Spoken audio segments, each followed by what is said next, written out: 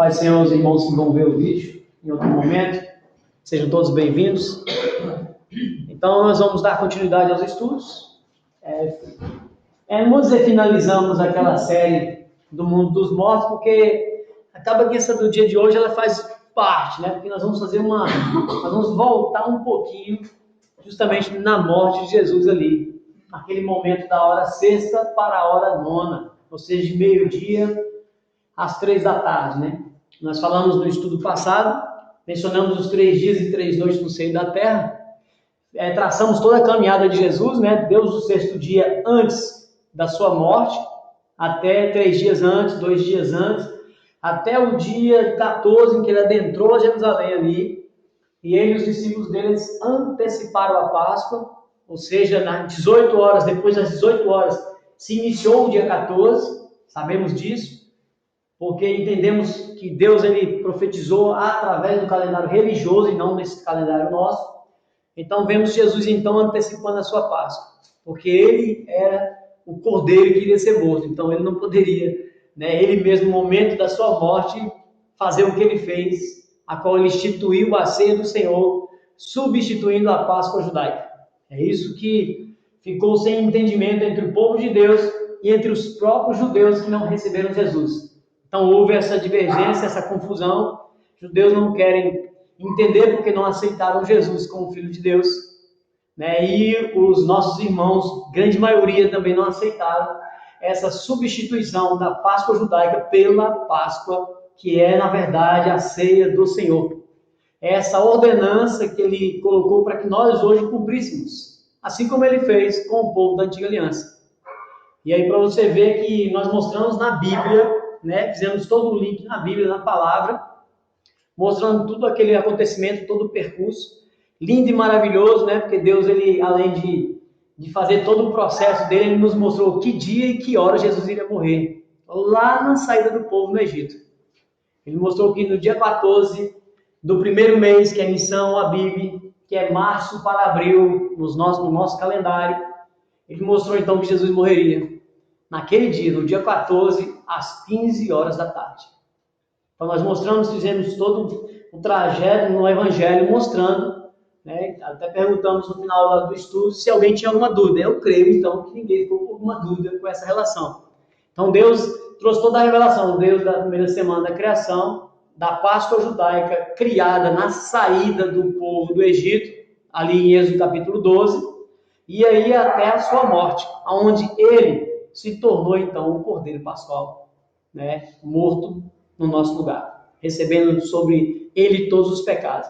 E aí e mostramos a questão dele ter ressuscitado, apareceu para alguns, ressuscitou, nós mostramos o dia que ele ressuscitou também, andando até com aqueles discípulos no caminho de Emaús, mostramos o que dia que foi, né? Foi no sábado, então acho que ninguém tem dúvida com isso.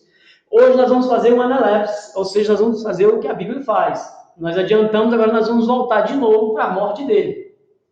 Hoje nós vamos voltar para a morte dele, só que naquele intervalo, da hora sexta para a hora nona, de meio-dia às 15 horas. Porque essas 3 horas nós vamos ver que houve escuridão na terra. E é interessante aqui, a título de curiosidade, se vocês observarem, tem alguns programas, alguns aplicativos que nos mostram o movimento das estrelas, né? Aí, quem gosta de astronomia, ok? Não é astrologia, é astronomia. Tem, por exemplo, o Estelário, né? Já falei dele aqui. Você coloca a data que você quiser, então ele te mostra o céu, qual é a formação do céu naquela época, as constelações e como estava o céu naquela época. E se você quiser ir, você vai ir até -4 a.C. e vai até, por exemplo, 1 ou 2 depois de Cristo, e ver que não houve nenhum eclipse solar naquela época de Jesus. Então isso significa que Deus escureceu realmente a terra sem ter o uso do eclipse. Então realmente houve escuridão na terra, simplesmente porque Deus quis. Houve trevas na terra, naquele momento, entre meio-dia e 15 horas, ou seja, de meio-dia às 3 da tarde. Então, veja que, como a gente não sabe o ano exato, devido às controvérsias que há com o calendário, então muitos acreditam que Jesus nasceu no ano -3, e outros até 1 ou 2 depois, ou até 3 depois. Então, não é o caso desse estudo. Só estou falando na título de curiosidade. Não houve eclipse solar nessa época, que nós temos a data, então, para se aproximar mais ou menos dali, para falar assim, não, então foi um eclipse solar que teve. Não, Deus escureceu realmente a Terra nesse momento. Agora nós vamos ver, no andamento do estudo, por que Deus escureceu? Porque houve trevas neste momento. Aí, se vocês olharem o título do estudo hoje, né, que está em Marcos 15, 34, ele fala, Elohim, Elohim, lama sabachthani. Lembra que nós lemos na aula passada? Que o próprio verso explica que significa Deus meu, por que me desamparaste? Aí aqui entra outra dificuldade, outro problema. Por quê? Assim como nós estudamos que Jesus ficaria 3 dias e 3 noites no ventre da terra, uma grande maioria não acredita. E mostramos na Bíblia que ele ficou. Ele mesmo falou que o sinal que ele daria para aquela geração adúltera e hipócrita era o quê? Era o sinal do profeta Jonas, que ele ficaria no seio da terra 3 dias e 3 noites. Está em Mateus 12. Então, pronto. Mostramos que isso aconteceu e a maioria não acredita. Como a grande maioria também não acredita que Jesus desceu ao inferno, mundo dos mortos. Que realmente ele foi para o céu direto. Mostramos que ele desceu. Ficou 3 dias e 3 noites e pregou os espíritos em prisão. Isaías 61 nos mostra isso claramente. Efésios nos mostra isso claramente. Então, beleza. Então, aqui não é diferente. Como essas pessoas não acreditam nessas partes que nós falamos anteriormente, aqui também eles não acreditam. Impossível Deus desamparar alguém. Impossível Deus desamparar o próprio Filho. É impossível Deus desamparar, abandonar Jesus. Mas ele abandonou Jesus? Que mensagem, que tipo de mensagem Deus está trazendo para nós nesse estudo que nós vamos ver hoje? Eu quero que vocês comecem a analisar, a pensar, a raciocinar nessa questão. A imagem em si só, ela já te diz alguma coisa. Nós temos Jesus no madeiro, ou seja, na cruz, e temos também a serpente no madeiro. Também. Fazendo uma relação de um e o outro. Né? Só para vocês ir analisando no decorrer do estudo, o que tipo de relação tem a ver, né, um com o outro. E nós vamos ver que o próprio Cristo, assim como ele fez em Mateus 12, falando dos 3 dias e 3 noites, ele vai fazer de novo, mostrando para a gente. Ele mesmo, Jesus, que vai ligar ele mesmo com a serpente levantada no deserto. Como eu posso dizer que não é verdade se o próprio Cristo me mostra isso na sua palavra? Alguns não querem acreditar, porque igual eu falo para vocês, quando você tira uma ponta, é igual um joguinho quebra-cabeça. Você tirou uma, você não consegue montar outras coisas. Então, quando eles tiraram a base lá atrás, eles não conseguem montar um bocado de estudo na frente. Então, eles saem remendando. Por quê? Ficou os buracos. Mas quando você segue, não tem brecha. É por isso que nós vamos mostrar aqui que isso aconteceu. Existe uma grande profecia e tremenda revelação que tem aqui para nós. Então, como nós estamos fazendo um link com o próximo estudo, nós vamos falar da ceia do Senhor, nós vamos falar dos elementos da ceia, o porquê a instituição, todo o processo da ceia, por que nós devemos, então, obedecer a essa ordenança hoje. É uma ordenança, é uma ordem, não é se quiser, você tem que fazer isso. Isso significa que você passa a ter comunhão, é um memorial, uma forma de externar visivelmente ao mundo espiritual e às próprias pessoas que estão em volta o que você está fazendo, o que você está testificando, o porquê você está fazendo e o que isso nos faz lembrar. Tudo isso. Então vamos prosseguir. Então eu vou ler Marcos 15, 34, porque é justamente o que eu falei. Elohim, Elohim, lama sabachthani. Deus meu, por que me desamparaste? Mas nós vamos andar. Vamos lá.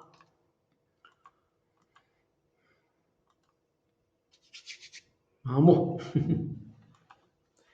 Deus amou o mundo de tal maneira que deu seu Filho unigênito para todo aquele que nele crê, não pereça, mas tenha a vida eterna.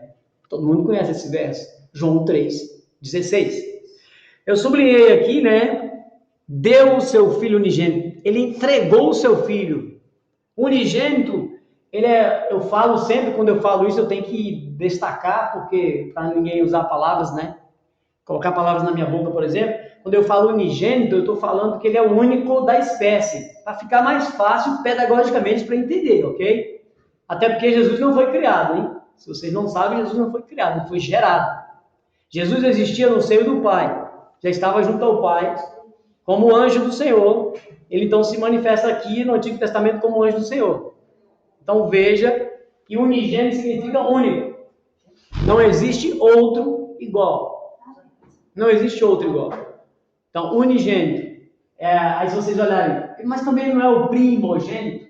Primogênito é o primeiro em tudo, é o que tem preeminência em tudo. O primeiro que morreu, o primeiro que foi no céu, o primeiro que apareceu quando falou, haja luz e houve luz, haja Jesus e houve Jesus. Jesus foi o primeiro a se manifestar fisicamente neste mundo físico.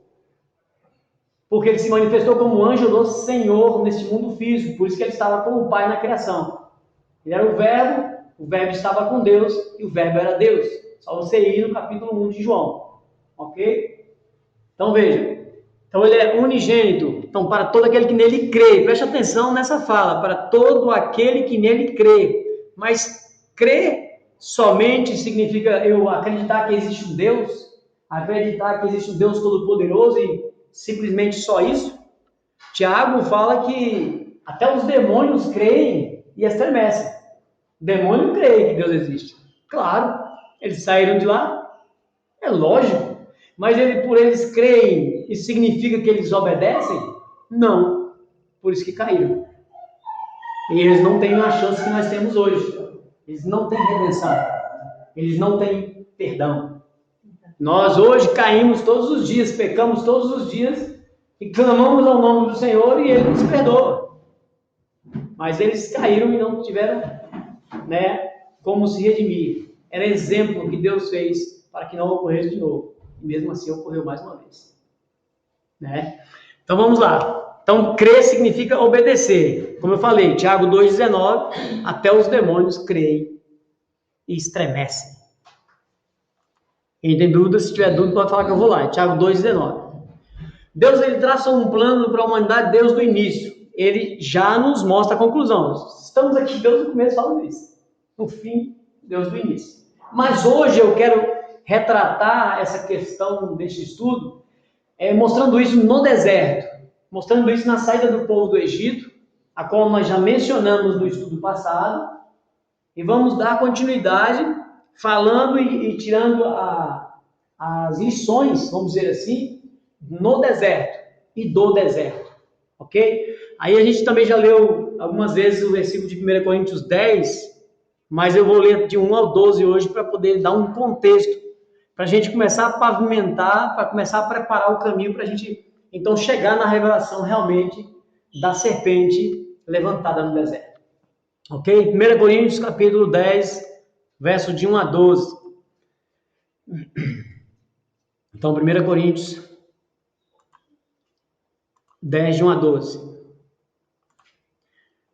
Aí eu sempre falei, já até passamos por vários versículos desse texto aqui nos nossos estudos. Quando Paulo fala, ora irmãos, não quero que ignoreis, aí vocês fiquem atentos, que ele está chamando a atenção para algo muito especial.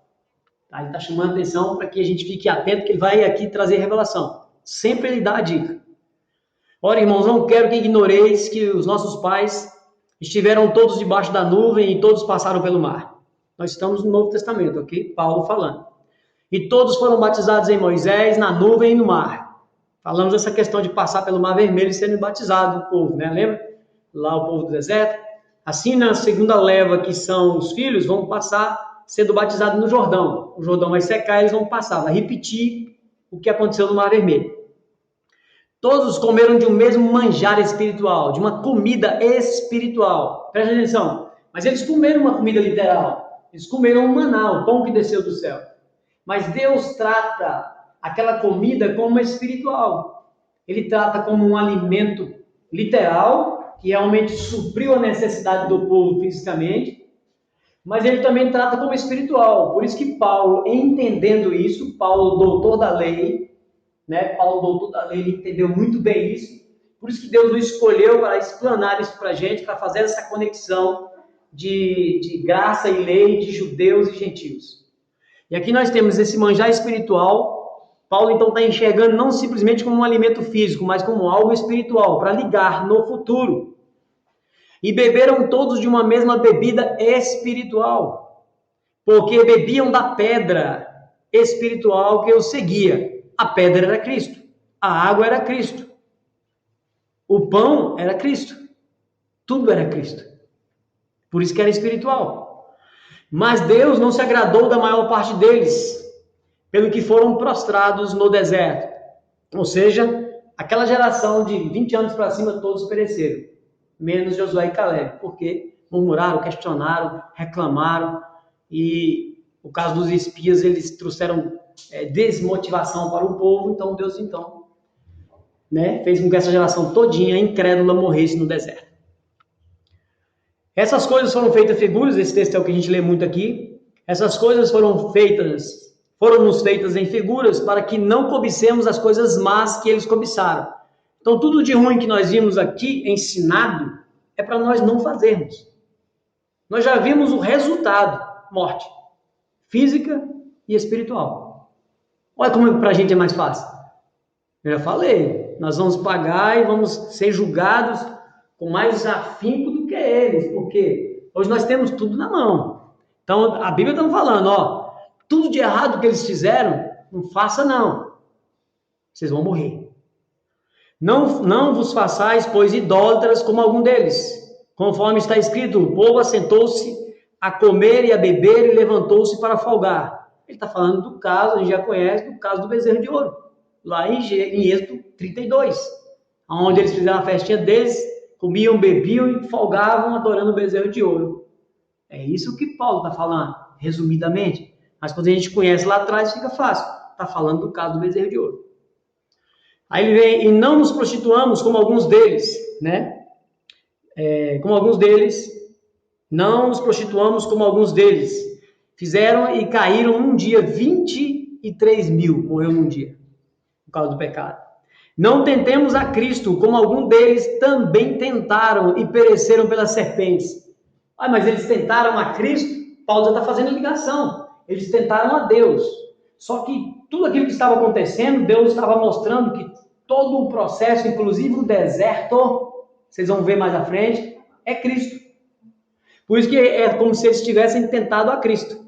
Eles tentaram Deus, mas Cristo é Deus, mas desligue isso por enquanto. Deus o Pai e Jesus o Filho, porque nós temos que trazer as revelações do Antigo e do Novo para fazer a conexão, ok?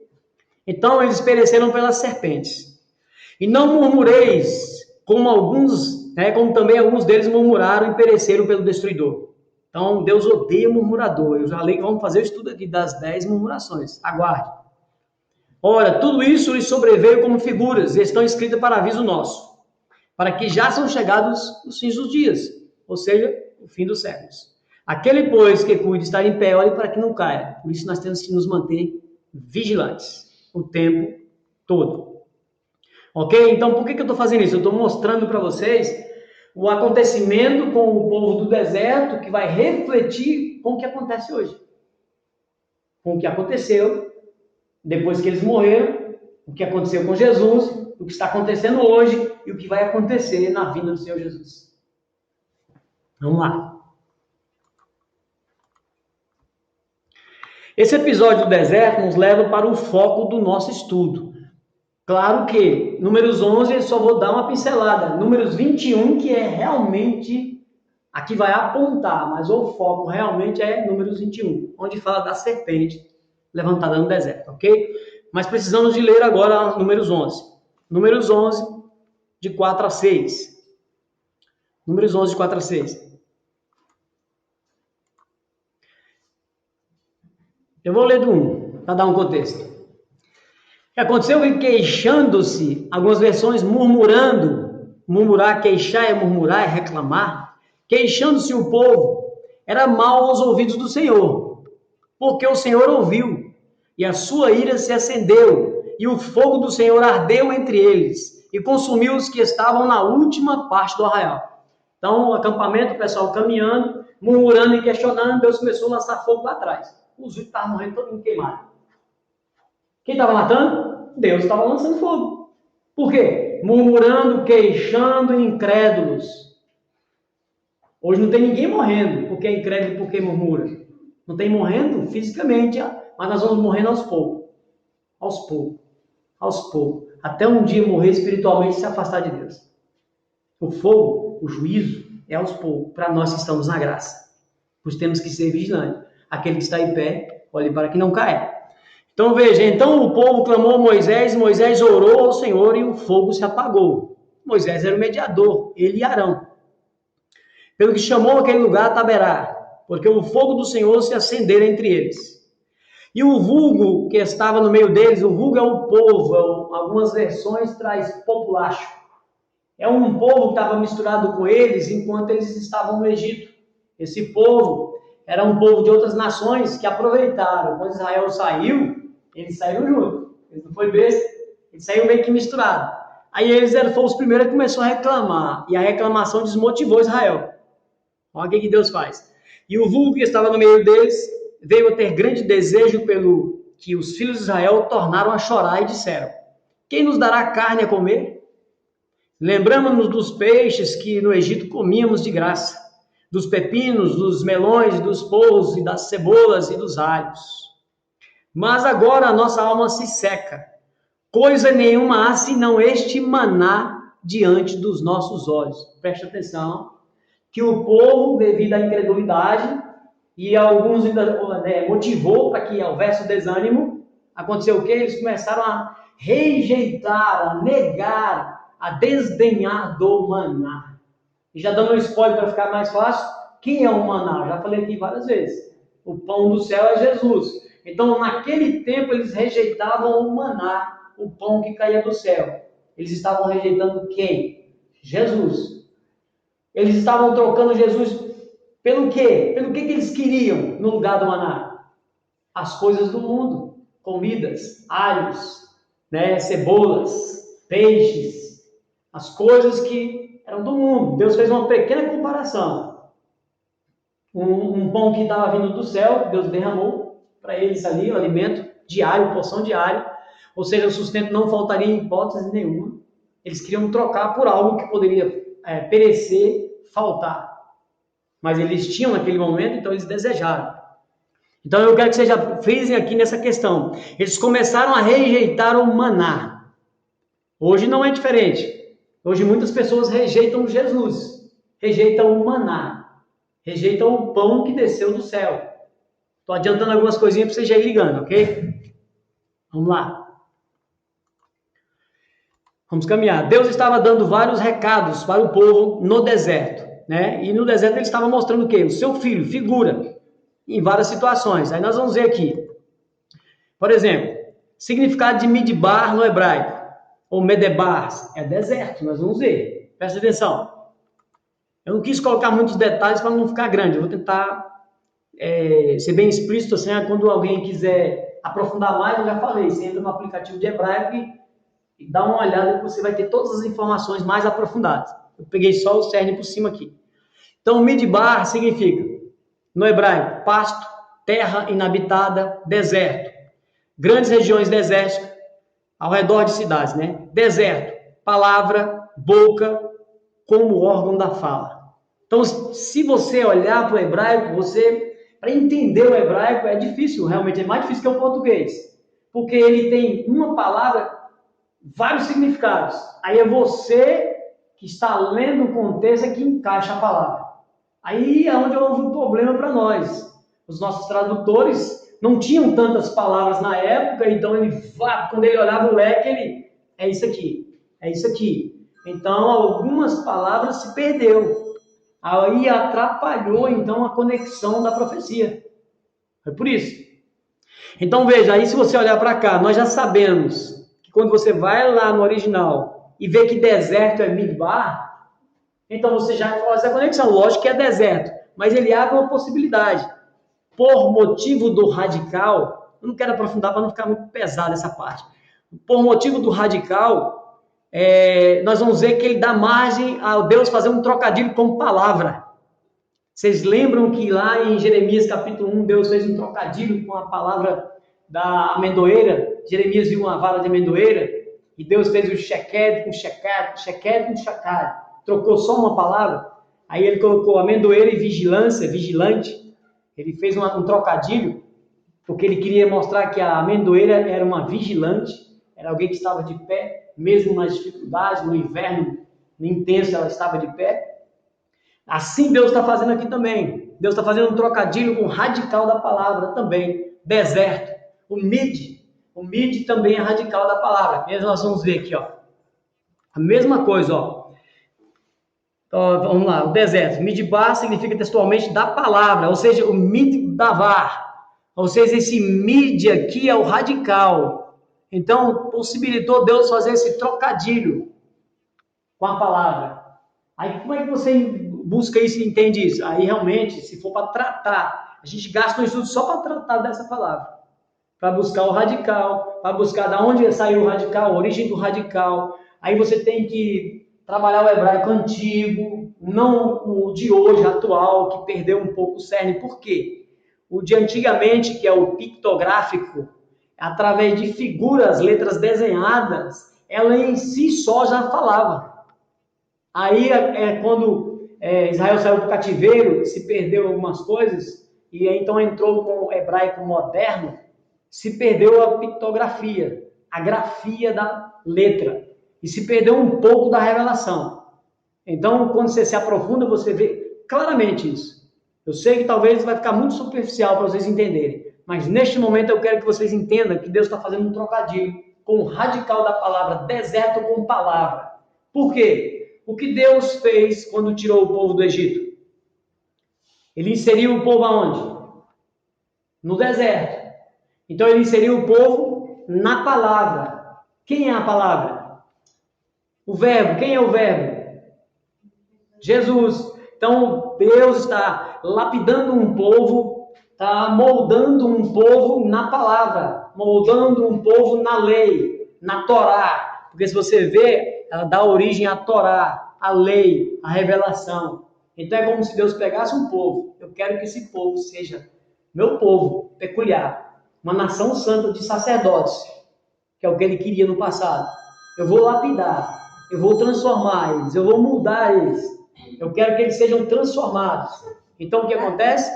Aí você pega e insere o povo então nessa palavra. Eles inserem o povo em Jesus. Deus insere em Jesus. Diferente do dia de hoje, nós somos inseridos na palavra.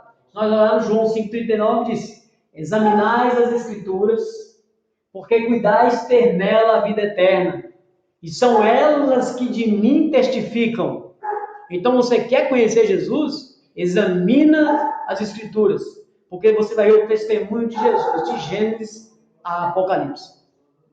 Então você também tem que se inserir em Jesus, na palavra, no verbo, no Logos, que se fez carne e habitou no meio de nós.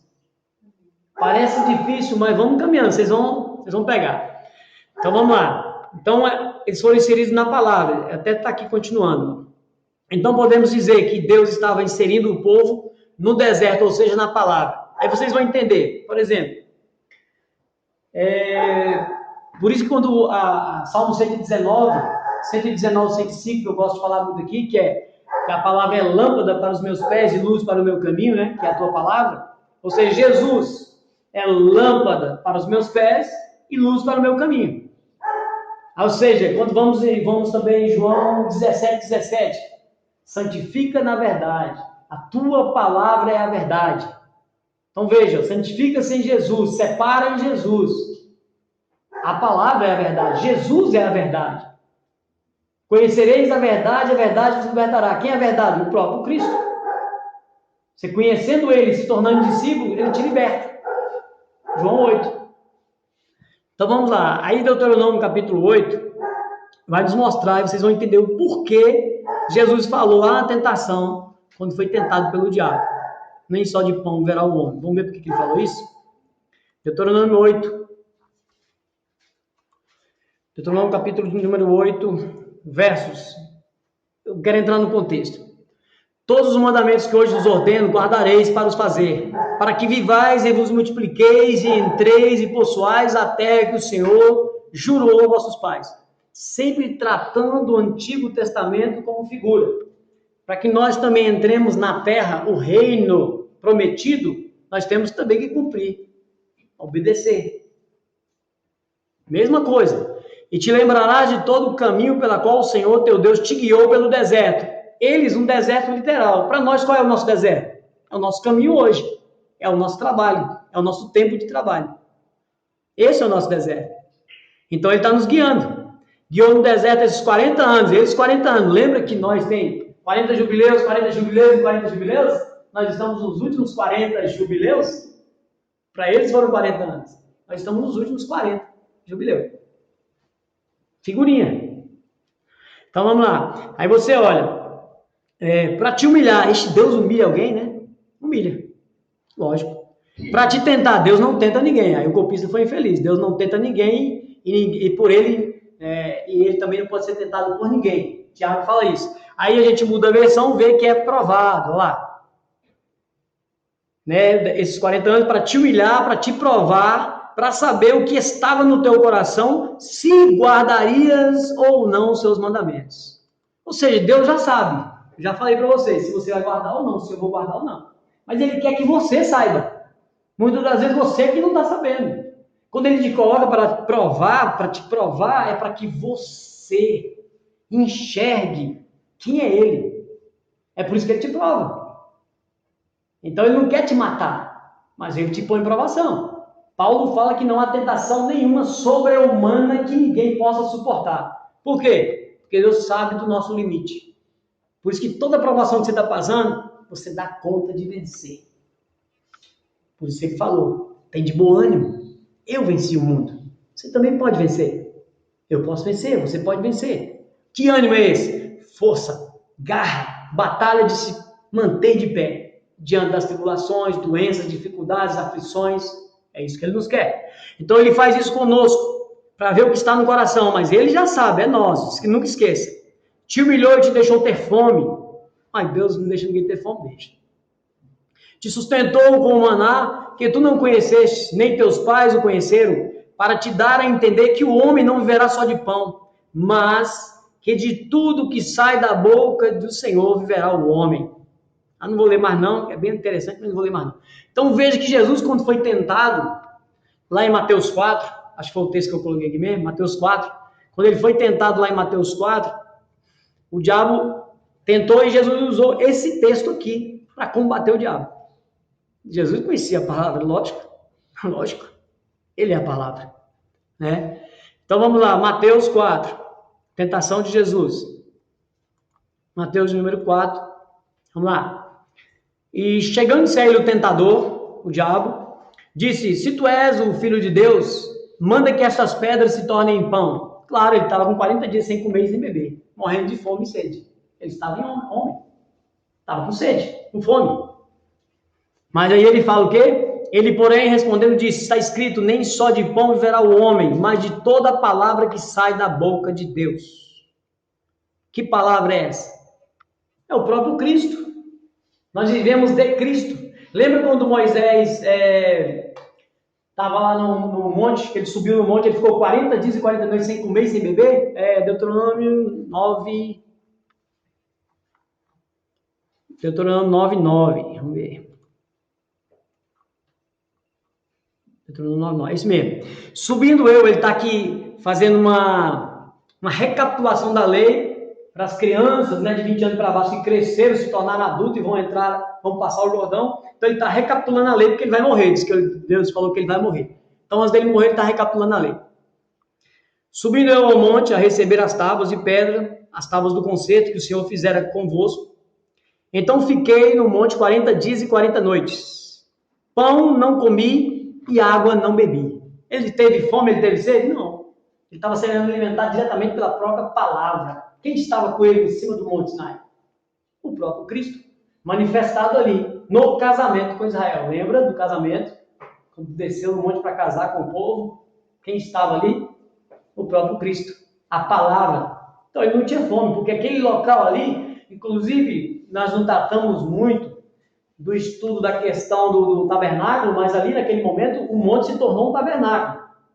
O cume do monte se tornou o lugar santo dos santos, onde ninguém via o que acontecia lá em cima, porque a nuvem cobriu o cume do monte, só havia trovões, relâmpagos, tremores, Moisés lá dentro, com Cristo, manifesto no Antigo Testamento como teofania, Ninguém podia tocar no monte, porque quem tocasse no monte morria na hora.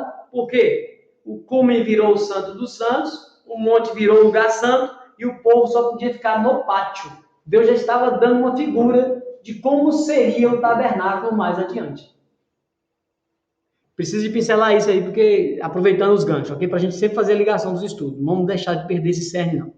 Ok? Então, veja, ele está me dando uma dica de que o povo estava inserindo na palavra. Agora nós vemos o porquê, aí mostrando que a palavra nós vamos acrescentar mais ainda, mostrando que é Cristo, porque eu dei o spoiler para vocês já estão sabendo. Mas eu vou acrescentar mais uns detalhes e vocês vão ver o porquê que Jesus também fala que ele teve fome e sede, mas ele suportou ali. Por que ele suportou? Ele venceu. Porque, na verdade, Jesus ele estava homem. Jesus ele não estava igual Moisés no lugar santo. Ele estava com o diabo. Aí ele teve fome, ele teve sede, realmente ele teve. Ele realmente teve muito. Moisés nem teve, porque Moisés estava diretamente com Jesus. Nem teve fome nem sede. Mas Jesus teve fome e sede. Por isso que vai falar que os anjos depois, que ele é tentado, às vezes que o diabo tenta ele, logo depois os anjos vão vir e servir Jesus. Depois que ele passa da tentação. Para poder então suprir, porque ele estava carne, ele estava homem. Ele precisava de se alimentar. Vamos caminhar mais um pouquinho que vocês vão para fechar esse detalhe de Cristo na palavra. Então o maná que caiu do céu. Então veja essa figura também. O maná que caiu do céu, nós já falamos e mostramos que é Jesus. Deuteronômio 3 acabamos de ler, mas nós não lemos o 16, no próprio 8, no próprio capítulo 8. No próprio 8 nós não lemos o 16, para também ajudar a confirmar. No deserto te sustentou com maná, que teus pais não conheceram, que inclusive desprezaram. Vamos aumentar essa revelação. Para te humilhar, para te provar e para no teu fim te fazer bem. Então veja que o propósito das provações, da humilhação, vamos dizer assim, não é te matar, não é te mandar para o inferno. O propósito não é esse, o propósito é lapidar, transformar, moldar. Eu já falei para vocês que se purifica prata e ouro com calor, com fogo, para tirar as impurezas.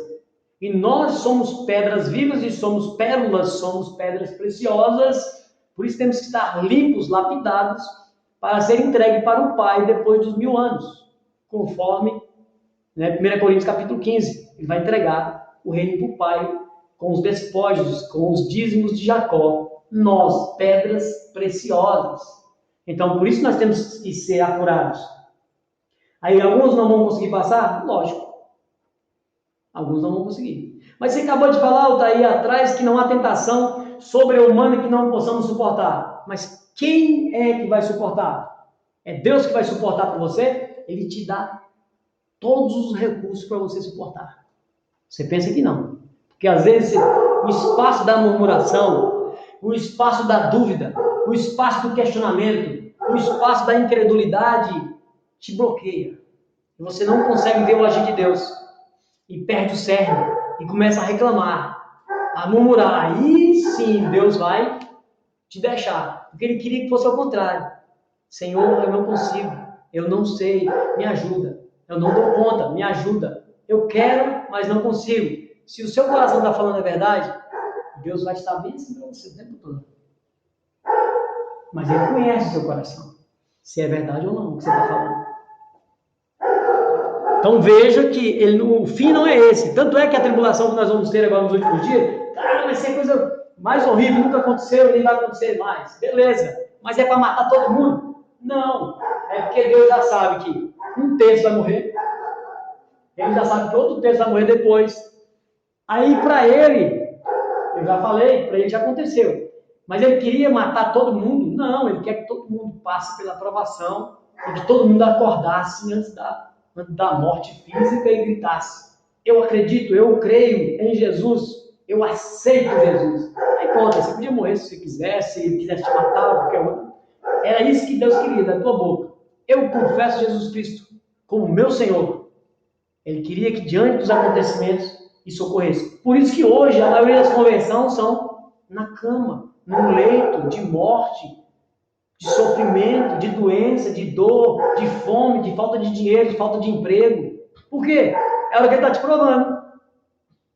Aí muitos passam, outros se matam, outros matam outras pessoas, porque não entenderam o que Deus queria para ele. Então o cerne é esse, é para te fazer bem, não é para te matar. Vamos lá, então Jesus é o maná. E aí vamos lá, João 6, 48 e 58. João 6, eu vou correr com esse João 6 aqui, talvez eu simplifique um pouco, vamos lá. João 6, 48 e 58, ele diz, que é interessante esse capítulo, depois vocês leem em casa, o 6 todinho, tá? É muito bom. Se você quiser ler, né, na sua primeira leitura após esse estudo, é interessante, ok? Ele está falando justamente dele ser o pão, porque é o título. Eu sou o pão da vida.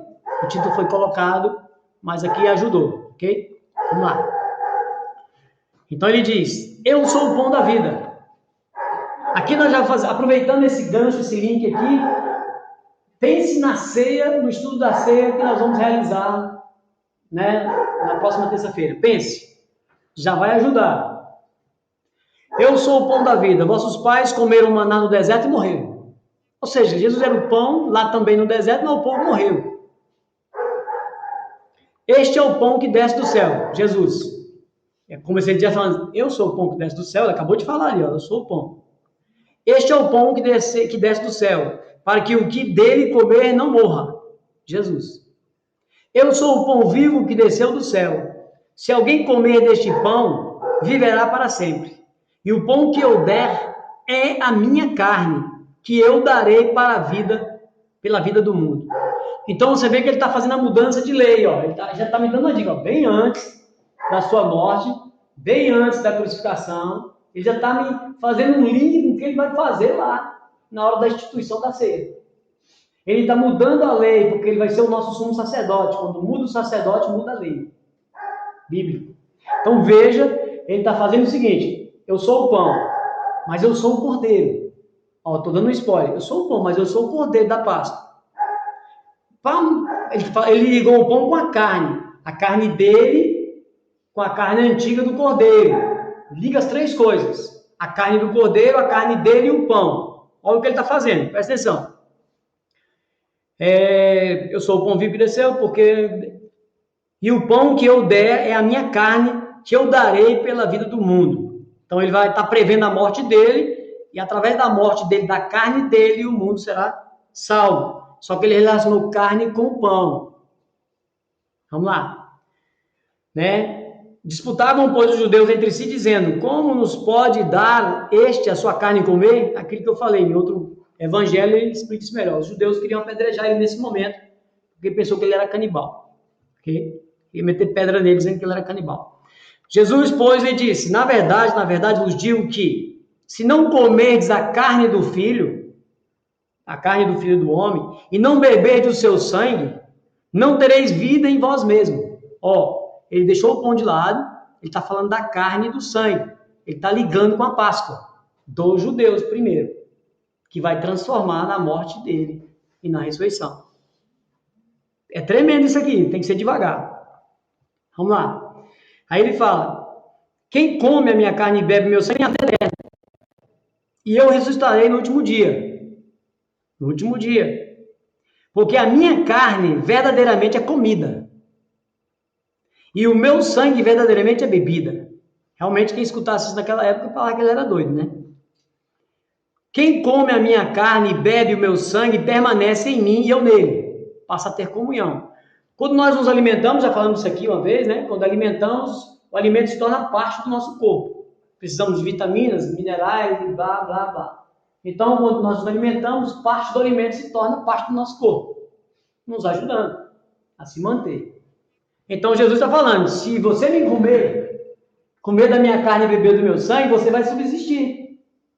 Você vai ter vida. E agora, vida eterna. Mas eu tenho que comer Jesus e o sangue? Aí você tem que pensar no que ele falou lá do início. Vamos lá. Vamos lá. Permanece nele, verdadeiramente. Assim como o Pai que vive me enviou e eu vivo pelo Pai, assim quem de mim se alimenta também viverá por mim. Então, quem come Jesus, carne e bebe o sangue, vai viver por ele. Mas o que é isso? Este é o pão que desceu do céu, Jesus. Não é o caso de vossos pais que comeram maná e morreram. Quem comer este pão, Jesus, viverá para sempre. Então, Jesus fez a ligação da Páscoa, que lá era o cordeiro, a carne, onde eles teriam que comer a carne do cordeiro, lembra? E o sangue foi aspergido nos umbrais da porta. Aí ele jogou para a morte dele, lá na frente, jogando na morte dele que ele seria a carne, e o sangue derramado no madeiro simbolizava o sangue que foi posto nos umbrais da porta. Através da Páscoa, de olhar para o anjo da morte para passar por cima, né? Para não matar, para passar por cima, tinha que ter o sangue. Então houve um livramento. Quem tinha o sangue na porta, houve um livramento. Quem aceita Cristo tem o livramento da morte, mas ele está falando de uma morte eterna. Está falando da morte física, todos nós vamos morrer. Então ele está falando. Aí o que acontece? Ele fez a ligação da ceia com a Páscoa. Onde, então, por isso nós vimos na aula passada. Ele instituiu a ceia, falou o quê? Ele instituiu a ceia, a nova aliança. E deu ordem para que nós a cumpríssemos. Então, se você pegar e ver o que ele fez, vamos voltar. Ele é o cordeiro, o sangue, aí vamos para o maná, ele é o pão.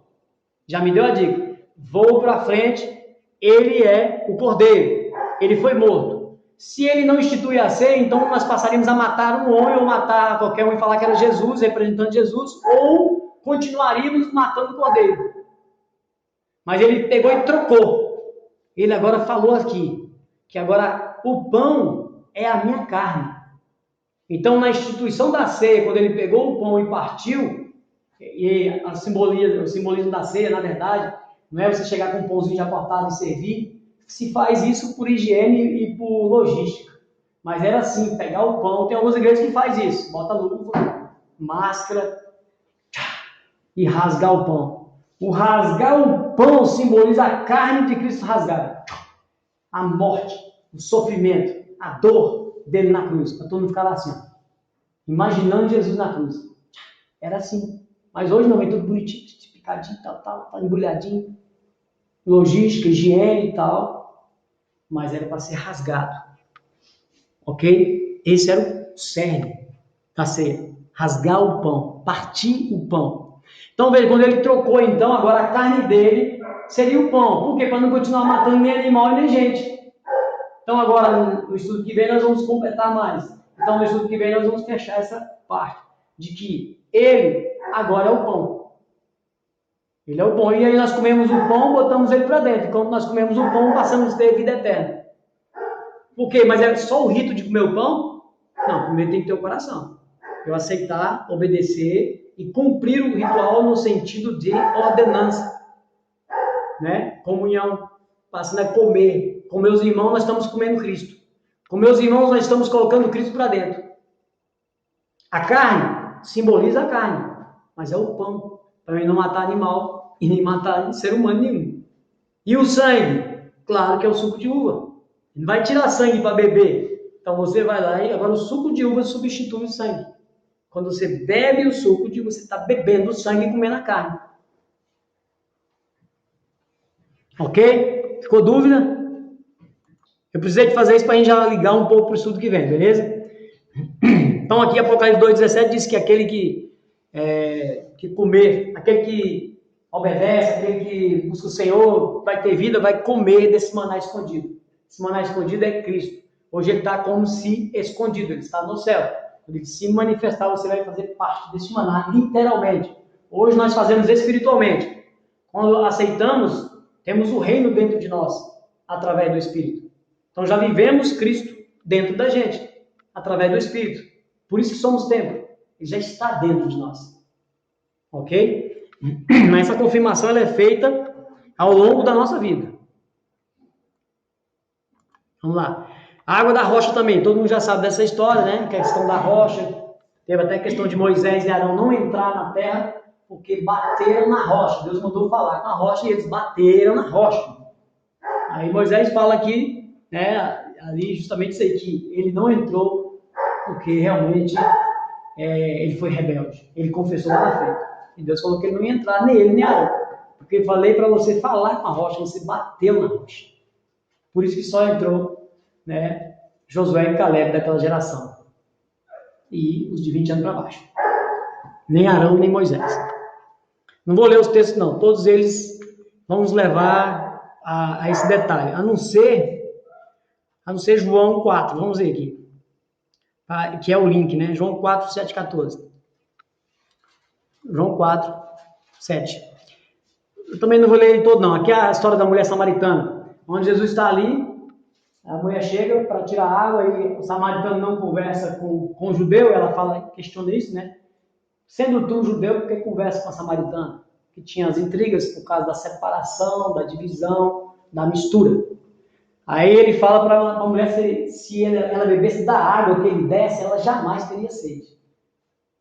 Ele estava fazendo um link, uma conexão com o deserto, da onde o povo bebia água, realmente a pedra acompanhava o povo para beber da água e não teria sede. Só que Deus sempre deixava uma prova para o povo, um tempo, para o povo reclamar: cadê a água?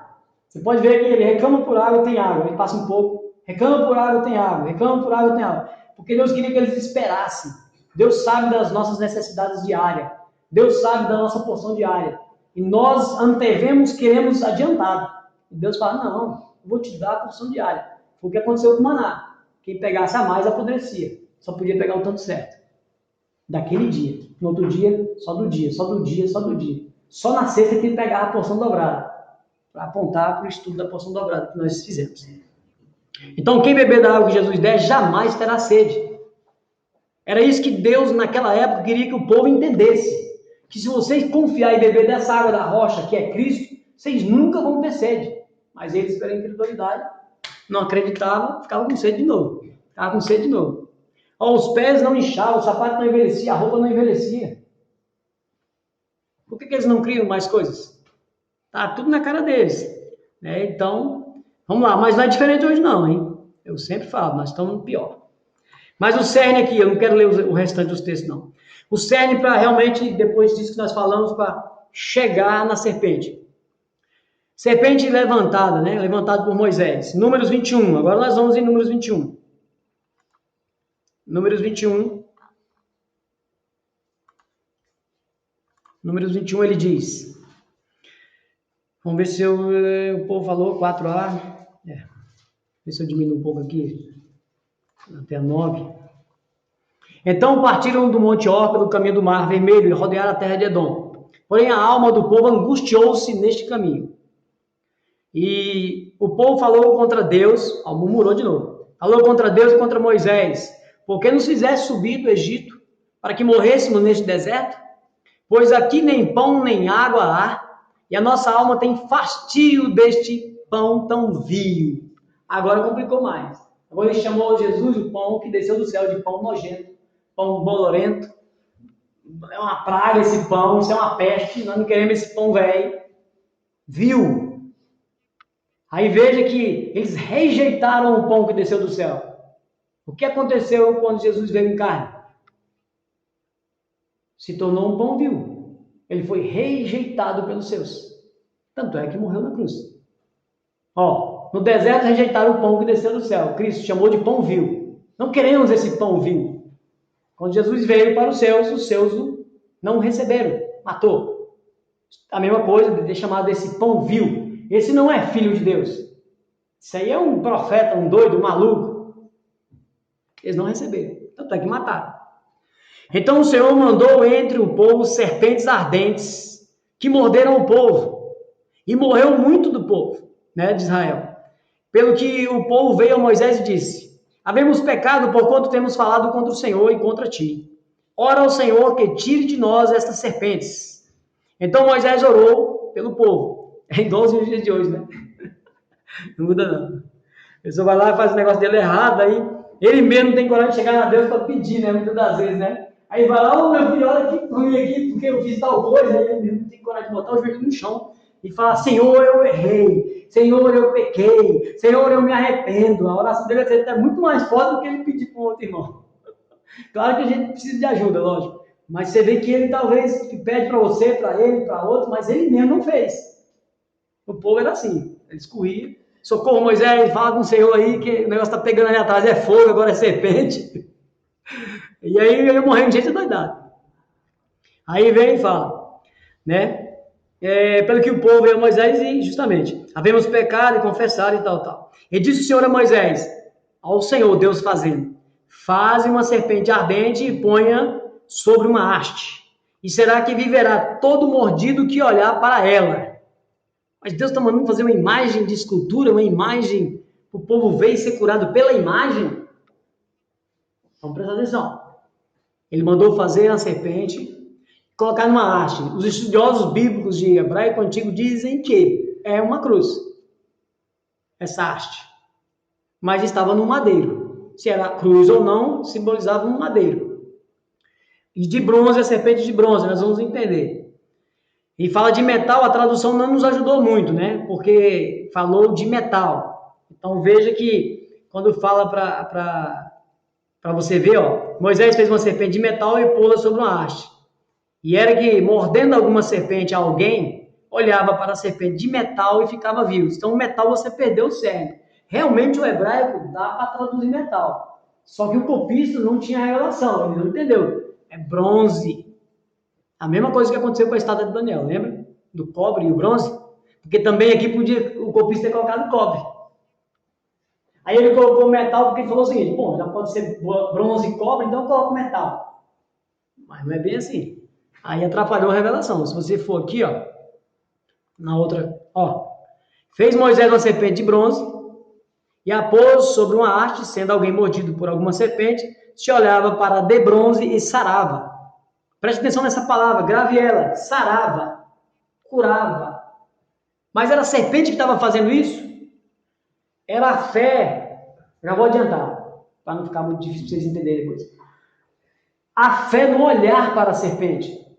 Fitar a serpente, algumas versões traz. Olhar, apontar a sua visão. A cobra pegou você, você corria, chegava para a serpente de bronze e pronto. A mordida, o veneno. Mas é a serpente que curou ou não? Você vai ver que não. Vamos andar. Então, viu que Deus mandou ele fazer uma serpente de bronze. E aí nós vamos ver que tem N revelações aqui. Jesus, vamos confirmar primeiro antes da gente começar as revelações do bronze, ok? Vamos aqui antes da gente começar a questão do bronze.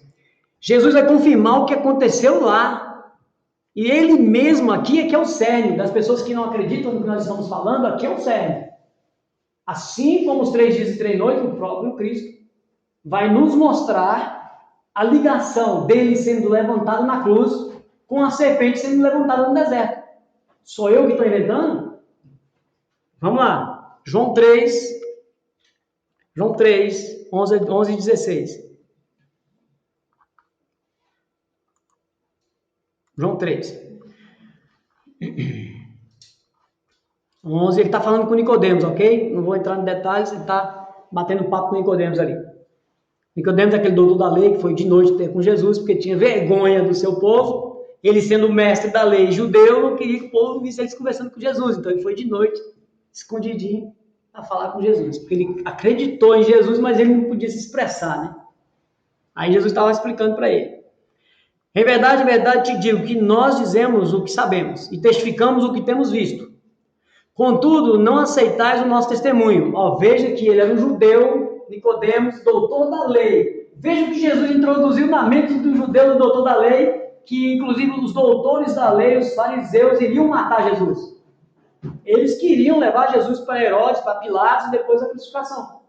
Olha para quem ele está falando isso. Por que ele ligou a serpente para ele? Para mostrar para ele que eles iriam matar ele. Eles iriam levantar ele na cruz. Presta atenção. Adiantei para ficar melhor. Se tratando das coisas terrenas, não me credes. Como crereis se eu vos falar das celestiais? Nicodemos. Ora, ninguém subiu ao céu. Ninguém. Vamos mudar essa versão aqui. Ninguém subiu ao céu. Né? Vamos lá. Ninguém subiu ao céu, senão o que desceu do céu. Quem? O próprio Cristo. o Filho do Homem que está no céu. Olha, ele já fez até o detalhe de que ele iria subir e voltar para o céu. Ele fez presente, passado e futuro. Ele não estava no céu, mas ele vai estar no céu. Ele mesmo já se colocou no céu. Desceu, subiu. E como Moisés levantou a serpente no deserto, nós estamos em João. Então, vamos lá. Como Moisés levantou a serpente no deserto, assim importa que o Filho do Homem seja levantado. É necessário que o Filho do Homem seja levantado. Assim como aquela serpente. Aí nós vamos entender o porquê. Né? Para quê? Para que todo aquele que nele crê não pereça, mas tenha vida eterna. Na morte, no plano realizado na cruz, todos nós que cremos que aquilo aconteceu, que realmente ele morreu, ressuscitou no terceiro dia, está à destra de Deus. Nós cremos, então isso é para quê? Para que nós tenhamos vida eterna, permanecendo nele. Vamos caminhar. Então vamos começar a questão da revelação aqui. Então vamos ver o que Jesus quis dizer em João 6,37. A gente passeou no capítulo 6, mas não chegamos, foi muito depois, começamos no 48. Então vamos João 6. 37. Eu peguei 37.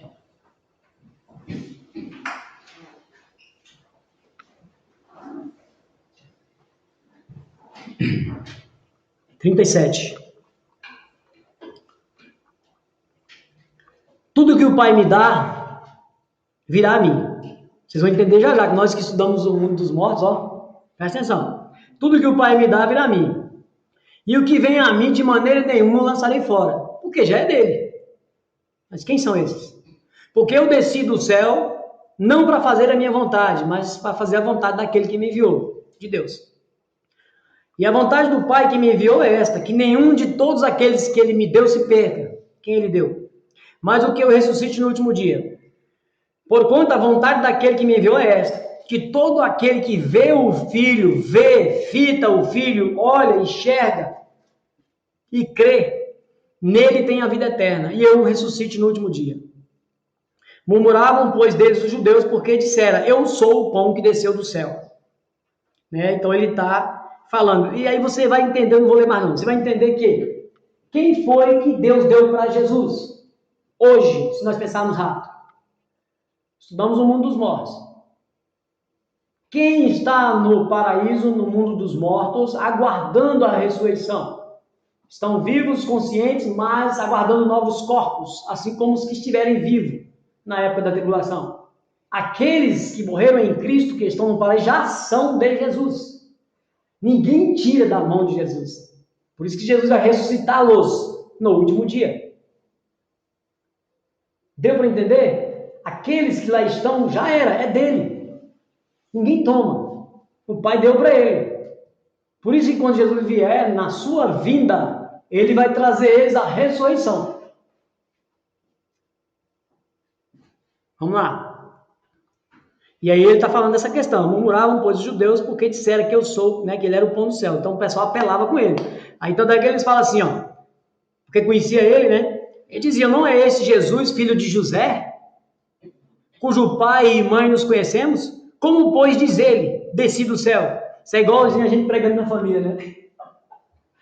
Esse aí é o Altair, aquele que tomava uma cana danada, fazia festa dia e noite, era 30, 40 engradados de cervejas dessa altura. Esse é aquele Altair, daí não sai nada não. Por isso que Jesus, quando ele foi pregar em Nazaré, quase não teve milagre. Ele falou que os deles não receberam ele, porque os de Nazaré, da cidade, lá onde ele estava, isso é Jesus, moço, filho de José, vem aqui, morava bem aqui do nosso lado, filho de Deus, que nada, moço, você é um doido. Se fosse no dia de hoje, você é um cardenal. Entendeu? Então, muitas vezes, nós temos dificuldade de pregar na família, temos. Você sabia que temos, por quê? O próprio Jesus teve.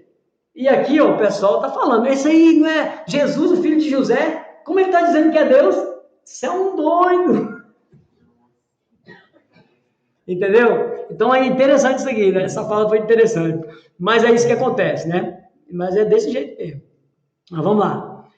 Então vamos João 1,11. Vamos linkando aqui, agora eu preciso ler esses textos. João 11, ele diz: veio para o que era seu e os seus não receberam. Ou seja, os seus não quiseram tratar como o pão que desceu do céu.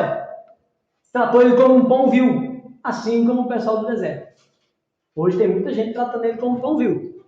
Da mesma forma, a história se repete. Isaías 53. Isaías 53 é o texto clássico, né, do sofrimento de Jesus. Quem deu credo aqui, desprezado. Era desprezado, o mais indigno entre os homens, homem de dores, experimentado nos trabalhos, e com um de quem os homens escondiam o rosto. Era desprezado, e não fizemos dele caso algum. Verdadeiramente ele tomou sobre si as nossas enfermidades. Naquele momento Jesus estava levando a enfermidade de todo mundo. Todas as doenças estavam nas costas dele, ele carregando.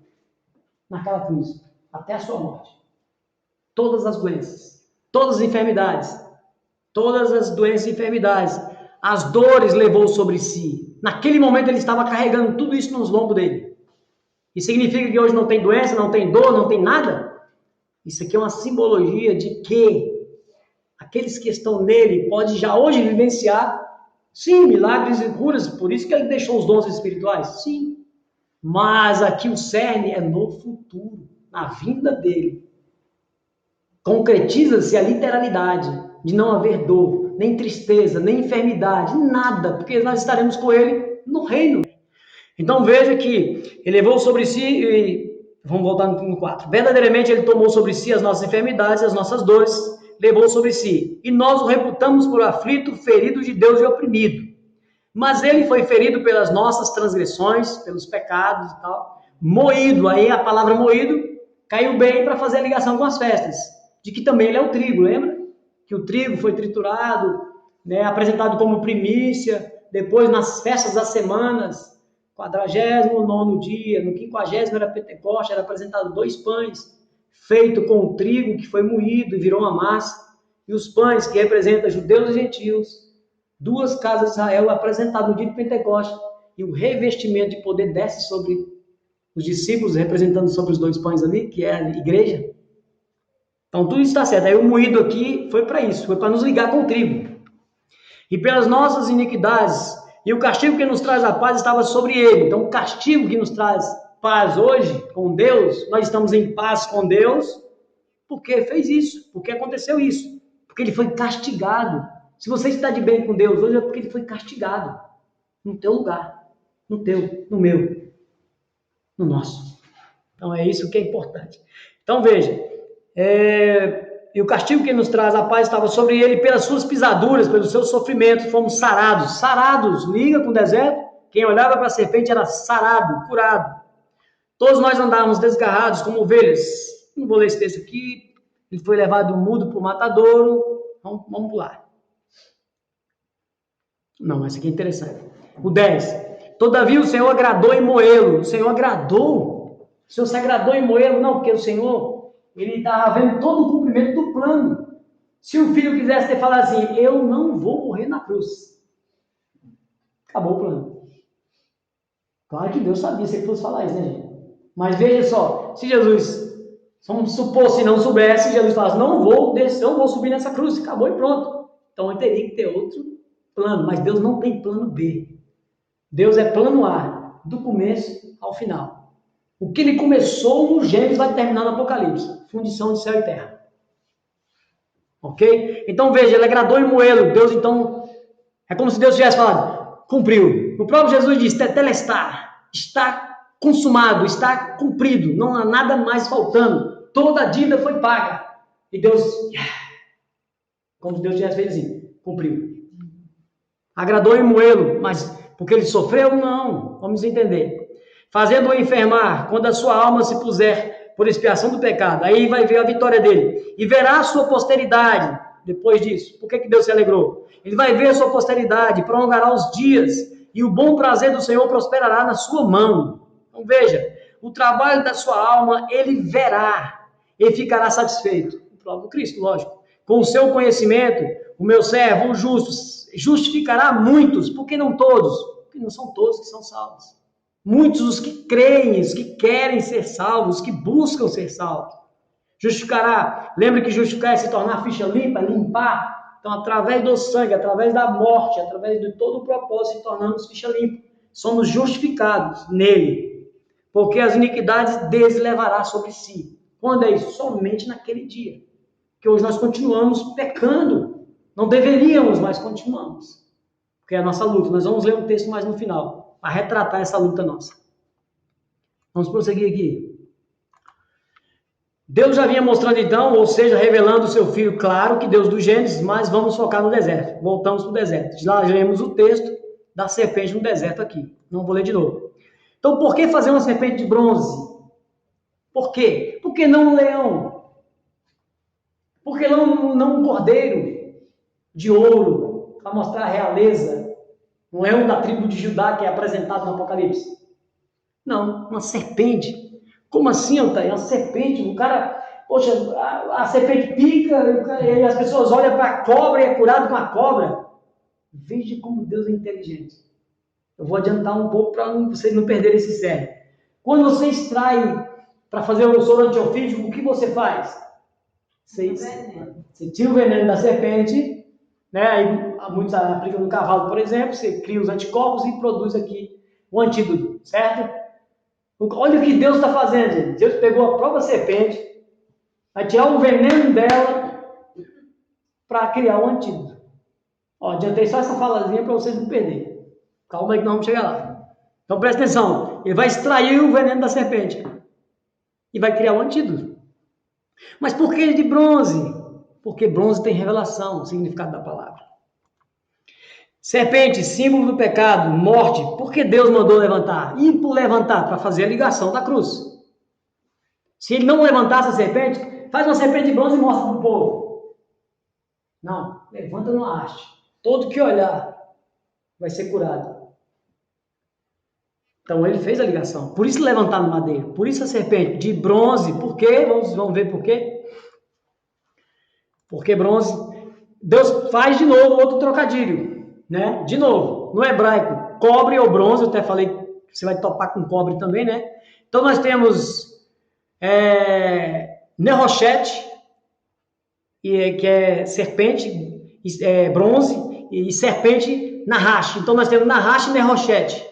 Deus vai juntar as duas palavras, vai usar o radical. E sabe o que vai formar? O que significa bronze? Serpente e dragão. Por que serpente e dragão? Serpente de bronze de Moisés, Nerustan. Então, quando Moisés levantou a Nerustan, que Deus juntou Neroshete com Nahash. Nahash é Tanim, que é dragão. Aqui é serpente, dragão. Então, veja, Deus então mandou Moisés levantar uma serpente e dragão. O que ele está fazendo? Lembra do Gênesis? Quem tentou Eva lá, enganou Eva? Serpente. No Apocalipse, capítulo 20. Serpente. Dragão. Dragão, porque ele já cresceu. Já cresceu, virou um dragão. Comeu muito pó da terra. Era muito pior. Comeu muito pó da terra e aí... Então chegou a Nerustan. Aí nós traduzindo e transliterado para o português, nós vemos essa palavra na Bíblia, Nerustan. Aí se você for em 2 Reis, nós vamos ver o rei Ezequias mandando destruir. Muito tempo depois do deserto, o povo já tinha saído, eles esconderam a serpente e estavam adorando a serpente de bronze. Aí o rei descobriu que ele destruiu ela. Muitos anos depois, veja só. Vamos lá em 2 Reis 18. Veja só, eles guardaram, esconderam ela, para adorar ela, porque eles viram, poxa, ela curou no deserto, pode curar hoje também. Fizeram um ídolo, um poste ídolo. Por isso que Deus manda destruir os postes ídolos. O tempo todo você vê que Deus manda destruir. Ele fala, o rei Ezequias, né? E fez o que era reto aos olhos do Senhor, conforme a tudo o que fizera Davi, seu pai. Esse tirou os altares, quebrou as estátuas, deitou abaixo os bosques, lembra das aves, a adoração debaixo das aves, matando as crianças, Moloque, Asterá, Tarote. E fez em pedaços a serpente de metal, ou seja, a serpente de bronze, que não vou mudar de tradução, bronze, que Moisés fizera. Porquanto até aquele dia os filhos de Israel lhe queimavam incenso eles chamavam de Neustã, serpente e dragão. Até nesse dia eles adoravam ela. Pegaram lá no deserto, ninguém sabe como, quem guardou, quem escondeu, e apareceu aí, ó. Então veja que o povo tem essa necessidade, né? Eles entenderam errado. Deus não queria que eles adorassem a serpente, Deus estava trazendo uma mensagem, uma pedagogia para mostrar o que ele ia fazer, qual era o andar do plano de redenção. Ele não podia dar tudo na cara. Lembra que Satanás não sabia o que ia acontecer com ele? Satanás não é presciente, ele não sabia. Até aquele momento ele não sabia de nada. Por isso que eu queria ver a cara dele naquele dia lá, ele olhando e falando assim, uai, eu pico, eu curo. Ele deve ter pirado o cabeção naquele dia lá. Eu pico, eu curo? Como assim? O que está acontecendo? Ele não entendeu nada. Mas aí nós entendemos e vamos completar aqui agora para entender melhor o porquê Deus fez isso. Aquela pedagogia que ele usou, do bronze, da haste, da serpente e da olhada, para olhar e ser curado, ser sarado da picada da serpente, do veneno da serpente inoculado. Qual é o veneno da serpente hoje, que está inoculado em nós? A ação do pecado, nós então deixamos a serpente agir nas nossas vidas. Então vamos deixar o veneno inocular em nossas vidas. Então esse veneno tem que ser retirado, para que vivamos a vida eterna. Por quê? Lembra que até então aí Satanás ele era dono da morte, e a morte ainda estava sob o domínio dele. Jesus não tinha morrido, não tinha autoridade sobre a morte dos que estavam no mundo dos mortos. Só após a sua morte e a ressurreição. Aprendemos isso na aula passada. Então veja, Neustã. Então veja que a serpente dragão, então, é tremendo isso que Deus fez. Deus mostrou presente, passado e futuro. Ainda foi no Gênesis. É o que a gente faz, né? Então uma combinação de serpente de bronze e cobre. Aí até coloquei essa curiosidade aqui, que muitos ficam falando, e o Leviatã é um monstro marinho? É uma cobra gigante? É um dragão? É a mesma coisa. Se você for estudar sobre o Leviatã, você vai ver que é o próprio serpente dragão. É o próprio Satanás. Demônio, né? É o próprio Satanás. É o Satanás. Como ele está manietado, o Leviatã, Deus pode fazer uma ligação com algo literal, existir um animal gigante? Claro, eu não vou dizer que ele não possa fazer isso. Você vê o tempo todo, né, ele usando a literalidade e usando o espiritual. Então pode existir um grande monstro marinho que pode aparecer nos últimos dias? Sim, não duvido. Não duvido. Mas o que ele está me dizendo é que este Leviatã, ele está também com a mesma ligação da serpente dragão. Por isso que alguns falam que é um jacaré gigante, um dragão gigante, né? Por exemplo, quando você pega aqui, ó, com o sufixo tirado de Leviatã, por exemplo, tipo cobredilo, aí é transliterado para crocodilo, de bronze. Aí então veja que esse próprio Leviatã que está no mar. O que é mar para nós, espiritualmente? Povos, línguas e nações. Então esse Leviatã, esse cobredilo, essa cobra serpente, esse dragão serpente, ele está no comando de povos, línguas e nações. Por isso que o mundo jaz no maligno. Agora, pode manifestar um monstro marinho no final dos dias?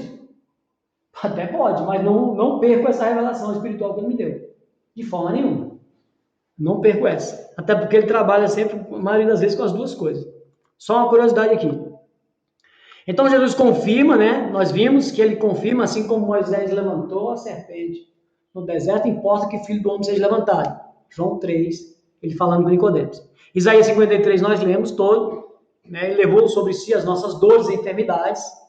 Eu quero só ler 1 de Pedro 2,24, para confirmar mais ainda, no Novo Testamento, lógico. Tem gente que fala que a gente fica muito no Antigo, né? 1 de Pedro 2,24. Ele diz, vamos voltar no 22. O qual não cometeu pecado, nem na sua boca se achou engano. E o qual, quando injuriava, não injuriava. E quando padecia, não ameaçava. Mas entregava-se àquele que julga justamente. O próprio Deus. Levando ele mesmo em seu corpo os nossos pecados sobre o madeiro, para que, mortos para o pecado, pudéssemos viver para a justiça. E pelas suas feridas fostes sarados. Olha a palavra de novo. Sarados. Então vamos lá. Então veja, então serpente, bronze e Cristo. Aí é onde nós vamos entrar. Vamos começar a entrar na questão de que por que Deus colocou a serpente de bronze. Veja, quando Cristo ele morreu, vimos isso no estudo passado, ele desceu ao mundo dos mortos, ele trouxe a autoridade sobre a morte. Lembra? Não precisamos ler os textos, né? Então ele trouxe, porque em Apocalipse 1,18 diz que ele tem as chaves da morte e do inferno. Então ele entra e sabe o que ele quer. Então veja que Cristo usou a morte. Presta atenção, ele teve que morrer, ele usou a própria morte que estava no domínio de Satanás, que era um veneno, né, que matava a morte, para trazer a cura. Porque quando ele morreu sem pecado, o mundo dos mortos não tinha como reter ele lá. Ele saiu.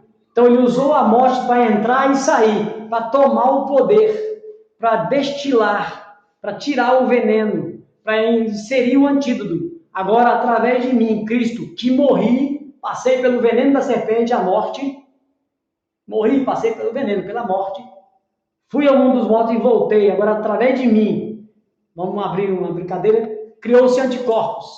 Através de mim, olhando para mim, vocês são curados, vocês são sarados. Vocês não mais permanecem na morte, na mão de Satanás, a qual tinha o poder da morte. Por quê? Porque Romanos 6, 23 diz que o salário do pecado é a morte. Então, se nós pecamos e não nos redimimos, pecamos e não voltamos, não arrependemos, nem voltamos para Deus, é a morte, mas não é a morte física em si só, é a morte espiritual. Então, Jesus, quando ele fez isso, ele deu ali a autoridade, ele abriu o caminho para que nós injetássemos, inoculassem em nós o antídoto, ou seja, o próprio Cristo. Por isso que quando Deus olha para a cruz, ele não vê Jesus. Ele vê a serpente, as obras da serpente. O que Jesus estava levando sobre os ombros dele? Enfermidade, doenças, dores, sofrimento, né? Morte principalmente, tudo nas costas.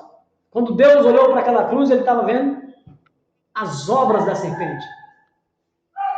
Aí vocês vão entender o porquê que aconteceu, né, a escuridão na terra. Por que houve trevas na terra? Né? Por que houve trevas? Então veja, Jesus então confirma, né, que eu falei. Veja, a serpente então representa o pecado, engano, mentira, obras da carne. Então, quando Deus olhou na cruz dessa forma, ele estava vendo o quê? Maldito, maldição. Ele não estava vendo Jesus. Ele estava vendo maldição. Todos os pecados, todas as iniquidades, estava só um pacote na cruz. Quem ele estava vendo? A serpente levantada no deserto. Ele viu a serpente levantada no deserto. Por isso que ele se ausentou da cena. Por isso que Jesus falou: Elohim, Elohim, lama sabachthani. Deus meu, por que me desamparaste? Então Deus, ele se ausentou da cena naquele momento. Por que Deus fez isso? Para mostrar para nós pedagogicamente que ele abomina o pecado. Que aquele pecado, tudo que a humanidade estava sobre Jesus naquele momento, o tornou maldito. Deus estava vendo as obras da serpente, por isso desamparou por 3 horas. 2 Coríntios 5, 21. Vamos acabar já. 2 Coríntios 5, 21. 2 Coríntios 5, 21. Ele diz: aquele que não conheceu o pecado, o fez pecado por nós, para que nele fôssemos feitos justiça de Deus. Então ele se fez. Ele não cometeu, ele se fez, se tornou tudo sobre ele, nos ombros dele. Por isso o grande sofrimento. Por isso, momentos antes dele ser capturado para dar um andamento a todo o processo para a crucificação, ele estava suando de sangue. Agonia, dor, sofrimento. Gente, ele estava homem. Pense, você aguentaria isso? Nós aguentaríamos isso? Difícil, né? Vamos lá em Gálatas, mostrando que ele se tornou maldito. Gálatas 3,13. Se tornou maldito por nós.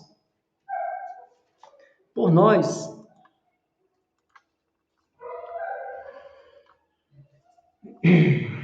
Cristo nos resgatou da maldição da lei. Já falamos sobre isso. O que é a maldição da lei? O pecado. A lei apontou para a maldição. Qual é a maldição? O pecado. Então a lei apontou para o pecado. Então vamos traduzir isso? Cristo nos resgatou do pecado que a lei mostrou, fazendo-se pecado, maldição por nós. Porque está escrito: maldito todo aquele que for pendurado no madeiro. Jesus se tornou maldito por nós. O pensador que ele sentiu de o pai ter saído de cena naquele momento, só 3 horas. Que o pai acompanhou todo o processo.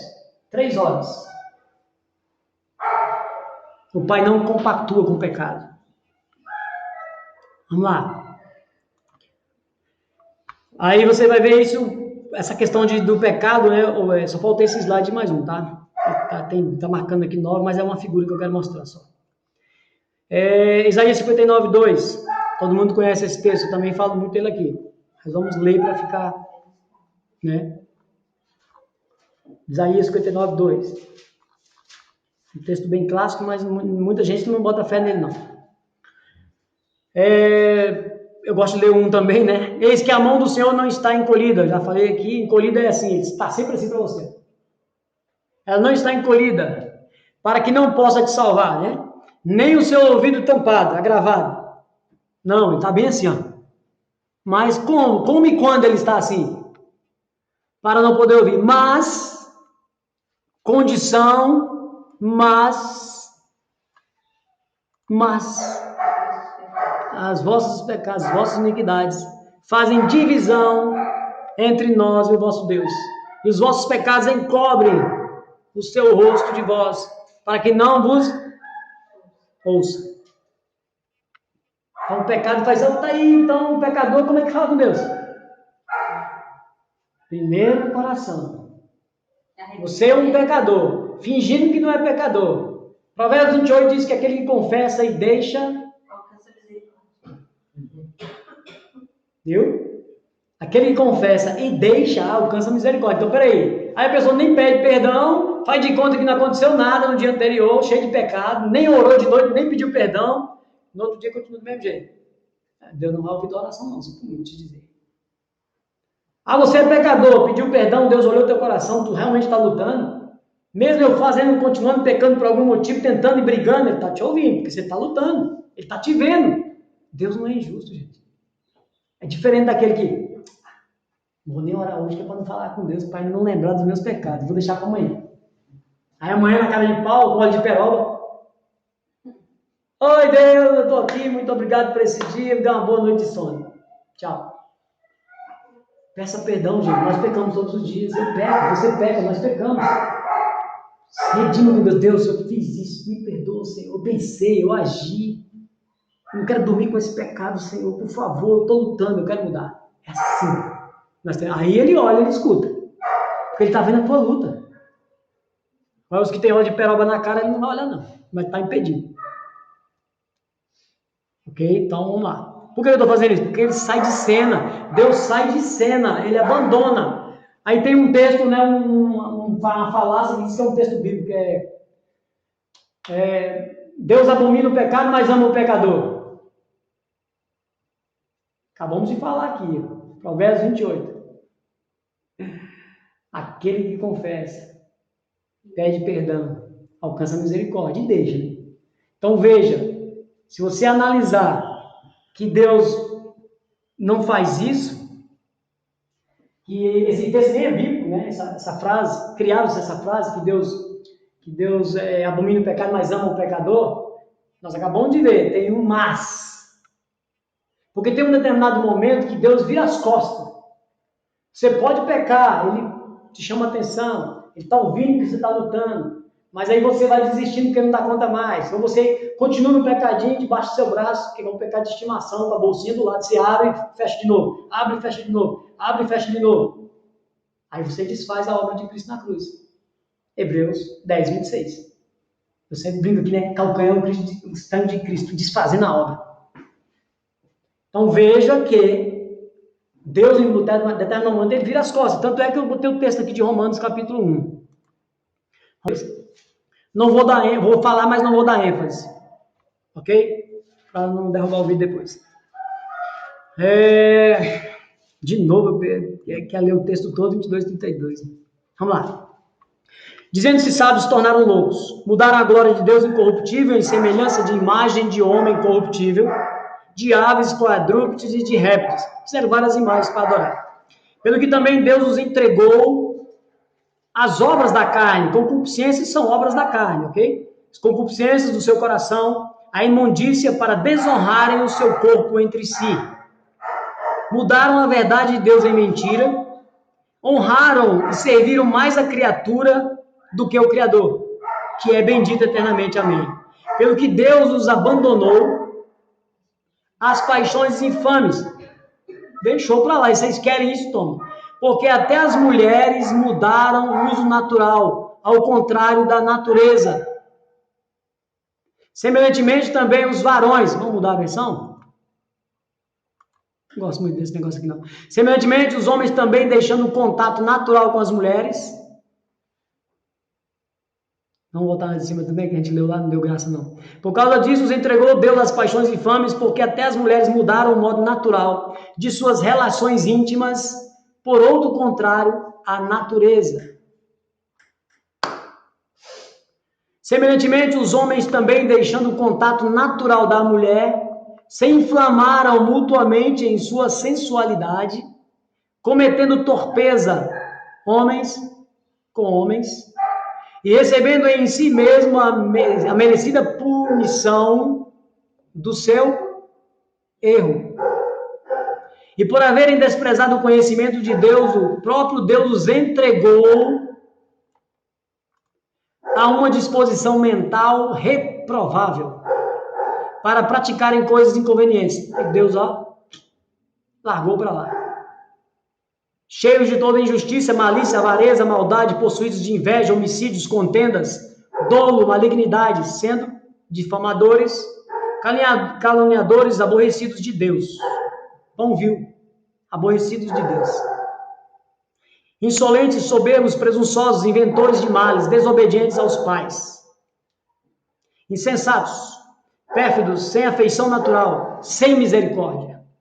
Ora, conhecendo eles a sentença de Deus de que são passíveis de morte espiritual.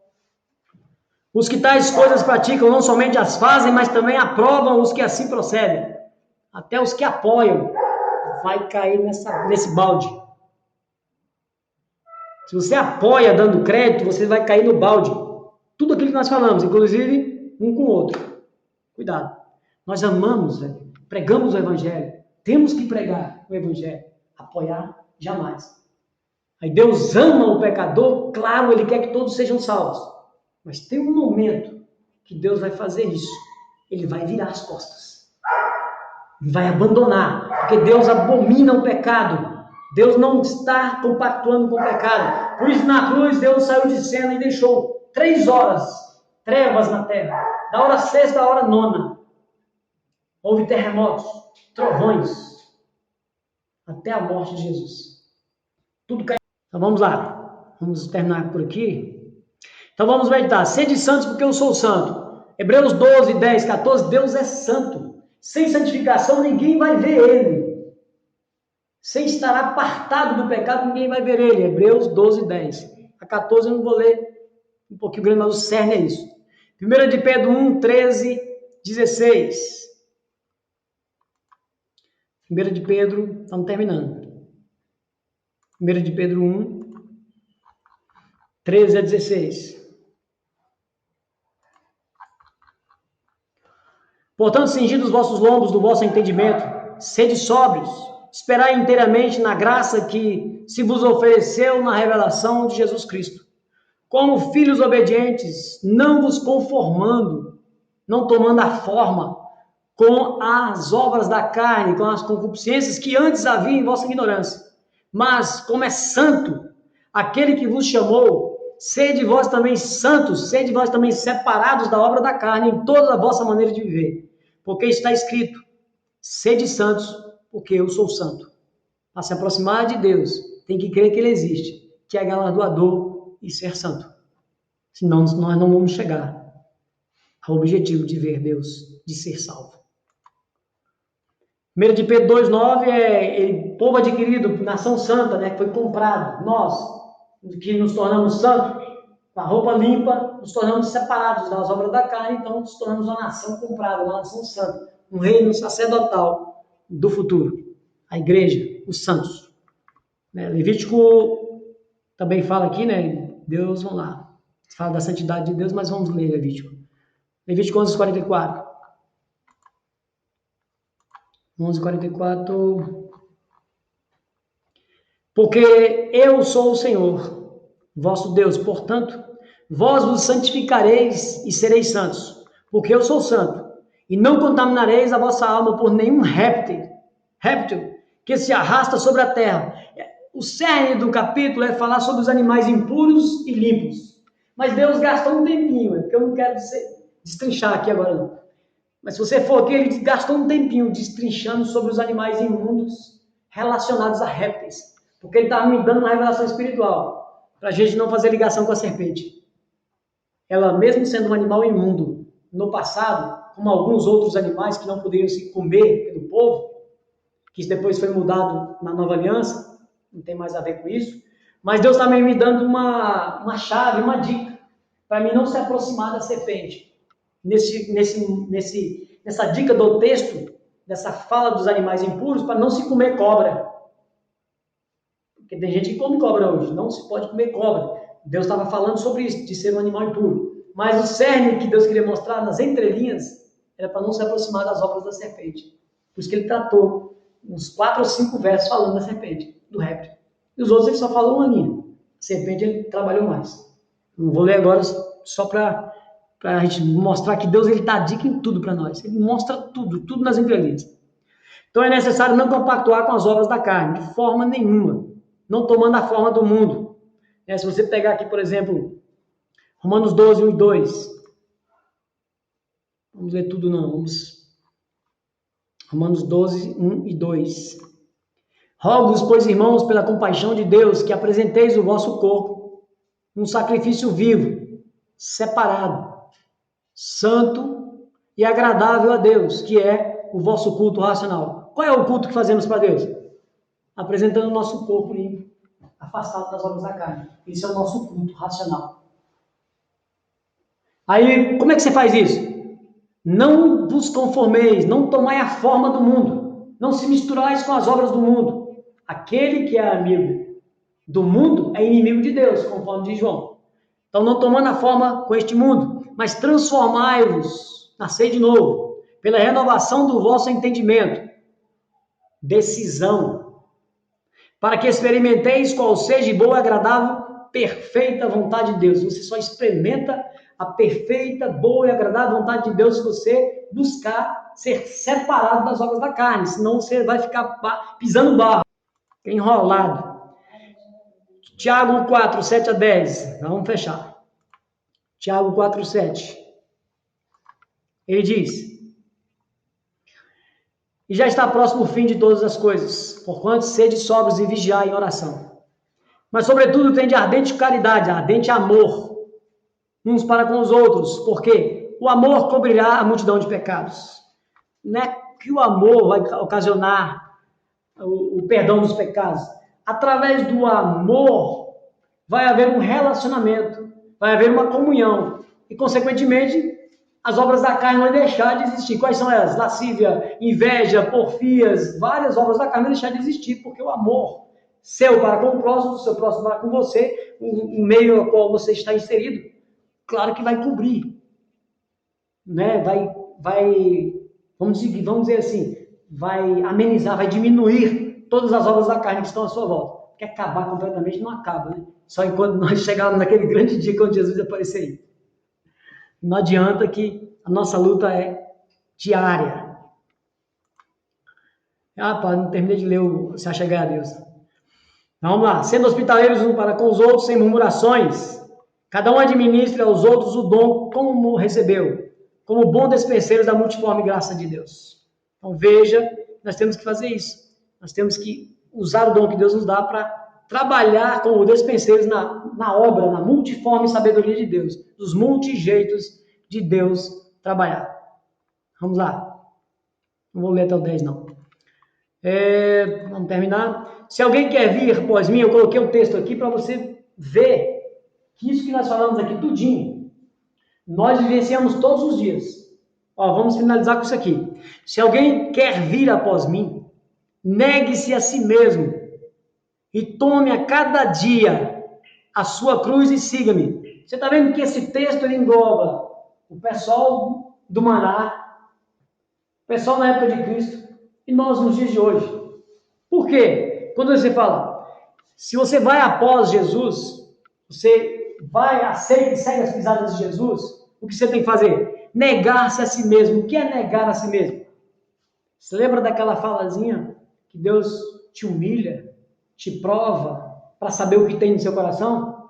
Para você saber o que tem no seu coração? Não é Deus não, que ele já sabe? Então, quando eu nego a mim mesmo é porque eu descobri que o que eu tenho no meu coração é obras da carne, que o que eu tenho no meu coração são as obras do mundo, que eu tenho que mudar. Aí o que eu faço? Eu nego a mim mesmo, lutando diariamente. Tome a cada dia a sua cruz. Diariamente eu tomo a cruz. É como se todos os dias eu estivesse morrendo naquela cruz.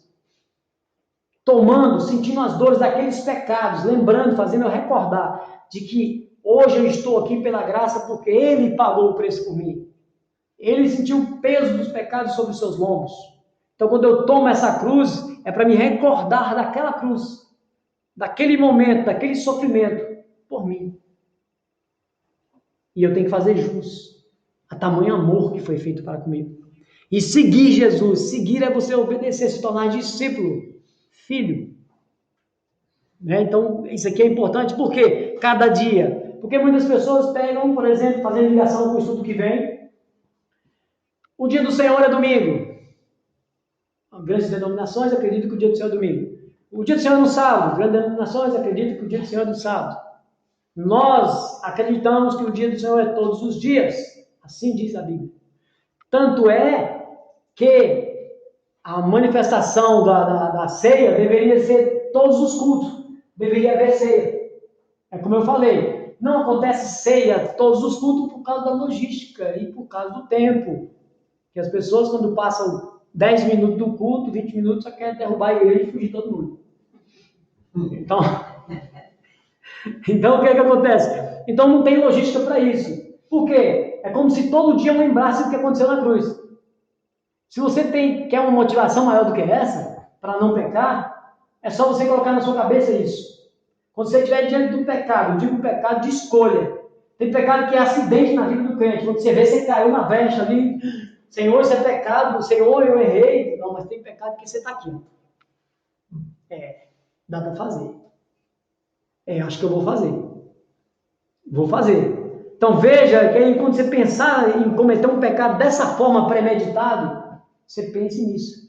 Que Ele pagou o preço por você na cruz. E tome cuidado. Porque Ele pagou, não faça de novo, de novo, de novo. Que uma hora acontece o que aconteceu em Romanos capítulo 1. Então pense nisso. Todos os dias para nós é como se Cristo estivesse na cruz. Ele não está. Ele ressuscitou. Mas para nós recordarmos, por isso ceiamos. Fazer isso em memória de mim. Todas as vezes que comeres deste pão e beberes desse cálice, trazei à memória o que aconteceu naquela cruz. Aí participa da ceia. Uma coisa aqui interessante para terminar, finalizamos já. Um detalhe. Quando você usa crucifixo, a Sara tinha me perguntado, mas o Gabriel, uma época, já que aproveitamos a deixa, o estudo é para isso. Quando você carrega um crucifixo com um boneco Jesus, é maldição que você está carregando. Aquilo não é Jesus. Acabamos de ver que Deus afastou da cena. Lá se tornou maldito. Agora, se você quiser usar uma cruz vazia, por quê? Porque a cruz vazia, para nós cristãos, ela está vazia. Porque o nosso Cristo está à destra de Deus, ressuscitou. Ah, mas aquele boneco me faz lembrar. Não, aquilo é maldição. Deus afastou daquela cena. Ele faz você recordar na mente, mas Ele não mandou você carregar aquilo. Como um patuá, como um amuleto, como algo que você beija, algo que você aponta, algo que você expulsa demônio. Não.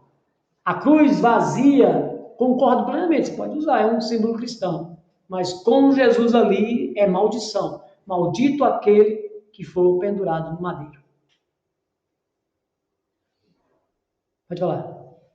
Não, é porque eu choquei uma vez para a igreja que eu congregava, que eu cheguei lá, tinha uma cruz, né? Aí depois eu demorei a entender isso, que como estava vazia, mas até que eu entendi, eu fiquei angustiada muito tempo. Não, mas é. A cruz vazia até, eu não sou contra, não, também, claro que não, porque ela representa justamente o acontecimento. E, inclusive, melhor ainda, se ela está vazia, por quê? Porque o nosso Senhor ressuscitou, o terceiro dia está à destra de Deus, onde há de vir julgar os vivos e os mortos.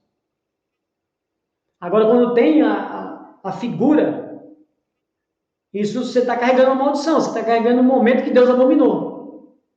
Aquele momento, às 3 horas, quando estava sobre ele todos os pecados. Ok? Então, em Tiago 4, 7, 10, você leu 1 Pedro. Foi. Então, Porque aqui se chegar a Deus, ele se chegará a vós, né? Então vamos corrigir. lá em Tiago. Tiago 4, 10. Foi mesmo, hein? Ninguém falou nada, né? É porque eu estou com a Bíblia aqui, aí eu li. É porque aqui ele fala, se chegar a Deus, se chegará a vós. Isso, e esse texto é bem importante, né? Ele é o 7 a 10, né? É verdade, foi errado mesmo, li errado mesmo. Sujeitai-vos, pois, a Deus. Resisti ao diabo, né? E ele fugirá de vós. Chegai-vos a Deus, aproxima-se de Deus, e ele se achegará a vós. Limpai as mãos, pecadores, e vós de duplo ânimo, purificai o coração.